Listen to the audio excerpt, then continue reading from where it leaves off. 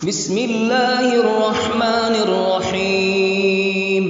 ایک بار ترکی کے سلطان سلیمان قانونی کو بتایا گیا کہ درختوں کی جڑوں میں چونٹیاں بہت زیادہ ہو گئی ہیں، تو سلطان نے ماہرین کو بلایا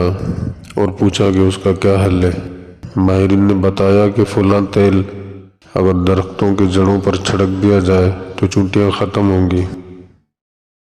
مگر سلطان کی عادت تھی کہ کوئی بھی کام کرنے سے پہلے اس کے بارے میں شرعی حکم معلوم کرتے تھے،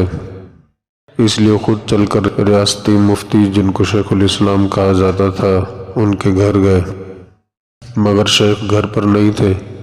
اس لیے ایک پیغام شعر میں لکھ کر ان کے لیے رکھا، جو یہ تھا: اذا دب نمل علی الشجر فهل فی قتلہ ضرر، اگر درختوں میں چونٹیاں ہو جائیں تو ان کو قتل کرنے میں کوئی نقصان ہے؟ جب شیخ آیا اور پیغام دیکھا تو جواب میں یہ لکھا کہ اذا نصب میزان العدل اخذ النمل حقہ بلا وجل، اگر انصاف کا ترازو قائم ہو تو چونٹیاں صرف اپنا حق لیتی ہیں۔ شیخ نے اشارہ دیا کہ زیادہ اہم کیا ہے۔ سلطان آسٹریا کے دارالحکومت ویانا کو فتح کرنے کی نیت سے جہادی سفر پر نکلے، مگر راستے میں انتقال ہو گیا تو آپ کا جسد خاکی واپس استنبول لایا گیا۔ آپ کی تجہیز و تکفین کے دوران آپ کا وصیت نامہ ملا،